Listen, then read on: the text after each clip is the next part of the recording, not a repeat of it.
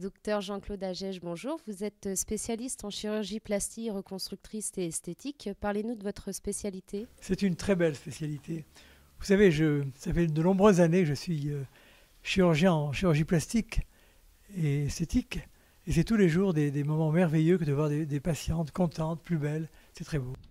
Quelle est l'opération la plus demandée et la plus pratiquée dans votre cabinet aujourd'hui?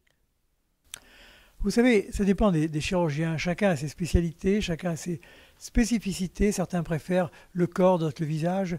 Chez moi, c'est essentiellement le lifting. Le lifting, les paupières, d'ailleurs, je ne fais que 2 ou 3 opérations. Le lifting, les paupières et les nez. Les oreilles décollées, bien entendu. Donc chez moi, c'est essentiellement le lifting. Ce type d'intervention concerne essentiellement des femmes ou bien est-elle aussi demandée par des hommes? Oui, mais dans une proportion tout à fait relative. Les hommes, c'est à peu près 10%. Depuis de nombreuses années, ça ne bouge pas tellement. Ça n'augmente pas beaucoup les hommes, mais ils ont une demande très particulière, les hommes. Ce n'est pas tout à fait la même demande que les femmes. Autant les femmes viennent nous voir pour être plus belles, ce qui est logique. Les hommes, c'est beaucoup plus dans un désir de fonctionnel, par exemple pour leur travail. Je veux être plus compétitif, je veux être plus en forme. Dans mon métier, je suis quelquefois doublé par des jeunes qui ont l'air plus en pleine forme. Alors, rendez-moi en forme, mais gardez mes rides. J'aime bien mes rides. Mais par contre, enlevez le côté un peu fatigué de mon cou qui dépasse ou de mes poches qui donnent l'air fatigué. C'est une demande beaucoup plus fonctionnelle, ramenée à leur travail, à leur séduction qu'à leur beauté réelle. À la suite d'un lifting, certains visages semblent figés et sans expression, alors que les patientes se sont adressées à des grands chirurgiens. Qu'en pensez-vous? Oh là là, oh là là. Vous posez un problème que j'aime bien parce qu'il me passionne beaucoup. Effectivement, souvent des patientes me disent comment se fait-il que des femmes, des hommes qui peuvent avoir les meilleurs chirurgiens du monde se retrouvent figés? Alors j'essaie de comprendre. J'ai posé la question à certaines femmes que je trouvais moins figées ou inexpressives, avec ces visages muets, sans message, où rien ne sort. Et elles sont contentes. Oui, ça peut paraître bizarre, mais elles sont contentes. Elles me disent écoutez, regardez, j'ai rajeuni de 20 ou 30 ans. Regardez, j'ai plus de rides, j'ai plus rien. Et elles sont contentes de leurs résultats. Je vois des résultats avec des amis qui opèrent, des bons chirurgiens de qualité. Ils me montrent le résultat, où il n'y a plus de peau, il n'y a plus rien. Ils sont contents de leur prouesse chirurgicale.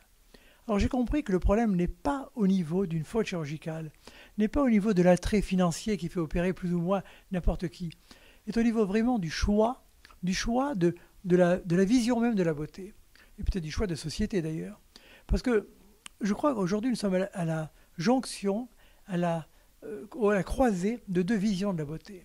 Certains, aussi bien parmi les patientes, les femmes, que parmi les chirurgiens, pensent la beauté en termes purement physiques, morphologiques. Il faut avoir un visage rajeuni, plus il est jeune, mieux c'est. Un visage dans les canons de la beauté, on retrouve les canons de la beauté, la morphologie du nez par rapport à la lèvre, par rapport aux pommettes, on l'injecte, on rajeunit au maximum un visage qui, quand il est jeune, est plus rempli. Ces gens-là, ces chirurgiens, sont contents de leur prouesse chirurgicale, et les femmes qui ont rajeuni de 20 ans et qui ont des visages conformes souvent à des normes sont contentes, encore une fois. Je crois franchement que là, il y a un petit danger. Un danger pour les adolescents, qui de plus en plus, les adolescentes, veulent avoir des visages conformes à des normes. J'ai vu récemment qu'il y avait des concours de beauté pour des jeunes filles de 8 à 10 ans. Talons hauts, maquillage. Où va-t-on? Où va-t-on devant ce type de demande? Et l'autre conception de la beauté, où la beauté est avant tout un visage qui irradie par ses expressions, par ses sourires, qui est bien. Je ne dis pas que le côté morphologique, le côté physique ne servent à rien, au contraire. Oui, mais avoir un minimum agréable, et ensuite prendre très vite le relais par des expressions, par des sourires, par des regards, et c'est là qu'est la vraie beauté. Alors quand on pense comme ça, les femmes nous demandent tout simplement « retirer ce qui me gêne pour être moi-même et en pleine forme ». Elles demandent ce que j'ai appelé dans mon livre, le livre Votre beauté vous appartient, chez Odile Jacob, que j'ai écrit il n'y a pas longtemps, entre autres, où j'ai appelé ça le SMIC beauté. Le SMIC beauté, c'est le seuil minimum individuel garanti, donc le SMIC, de beauté. C'est la plus belle apparence à laquelle un visage peut prétendre en gardant sa propre personnalité. C'est ce que j'appelle le SMIC beauté. Alors les femmes demandent aujourd'hui ça. Elles veulent être elles-mêmes et en pleine forme. Donc à partir de cette manière de penser, on opère comme on pense. C'est-à-dire que certains chirurgiens vont avoir un visage figé, mais content d'eux, et certains autres chirurgiens vont privilégier avant tout l'expression. Mais c'est facile pendant l'intervention, on le voit très bien. Faire un visage qui est naturel, on le voit pendant l'intervention. Quand on retend les muscles, quand on retend la peau, on voit quand la bouche commence à monter, quand le visage devient figé. Donc on doit pouvoir éviter un visage figé. Ce n'est pas dû au hasard, ce n'est pas un aléa thérapeutique comme une cicatrice, comme n'importe quoi, qui ne dépend pas entièrement du chirurgien. Faire un visage naturel dépend uniquement du chirurgien, de ses mains et surtout de sa manière de penser. Voilà la réponse à votre question qui est très bonne, effectivement. Quels sont pour vous les critères d'un beau visage? Les critères d'un beau visage. Un visage, bien entendu, moi, c'est très personnel ce que je dis, je dis ça pour moi.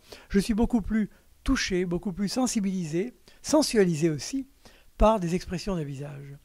Les sourires, les regards, on peut dire tellement de choses dans un regard un peu plus pressant, un peu plus appuyé, un sourire qui peut vouloir dire tellement de choses. C'est tellement beau, les nuances de nos expressions, c'est ce qui me touche le plus. Et ma foi, s'il y a quelques rides en plus, ou un petit peu de points d'excès, je ne suis pas tellement sensible à ça, je préfère avant tout les expressions. C'est pour ça que pour moi, c'est ce qui compte avant tout après une opération. Bien entendu, un visage qui présente une disgrâce particulière, je l'aperçois, elle ne me choque pas, il m'appartient d'y remédier au mieux possible. Mais avoir un visage acceptable, avec pour moi des expressions merveilleuses, est beaucoup plus important pour moi que d'avoir un visage figé et inexpressif, si beau soit-il. À quel moment doit-on faire appel à vous pour une telle intervention et doit-elle être répétée? Oui, on me dit souvent à quel âge faites-vous un lifting? Il n'y a pas d'âge pour un lifting. C'est avant tout lorsqu'il y a une indication et on sait que le résultat va être bon. Je ne demande pas à mes patients leur âge, ça m'est complètement égal. Ou je sais que je vais obtenir un bon résultat et qui corresponde à leur demande. Et je le fais. Ou bien je me dis, c'est une demande un petit peu, un investissement démesuré, elle n'aura pas ce qu'elle désire et je ne peux pas lui apporter. Donc l'âge, point de vue limite d'âge, 80, 82, 84, ça m'est arrivé plus d'une fois d'opérer. Si l'état général est en bonne santé, si la patiente est en bonne santé et veut un petit lifting, pourquoi pas? C'est faisable. Au point de vue âge jeune, une femme, j'ai vu il n'y a pas longtemps, une femme qui avait 32 ans, qui avait un visage un petit peu rond, un peu boulim, une sorte de grosses joues, un petit peu épaisses, les paupières qui descendaient, qui avaient l'air un petit peu fatiguées. Elle me dit, je veux un lifting, mais pas pour rajeunir, pour avoir un visage plus en forme. Elle avait 32 ans, j'ai dégraissé un peu les joues, j'ai retendu un petit peu l'ovale, j'ai remonté ses yeux qui avaient l'air un petit peu fatigués.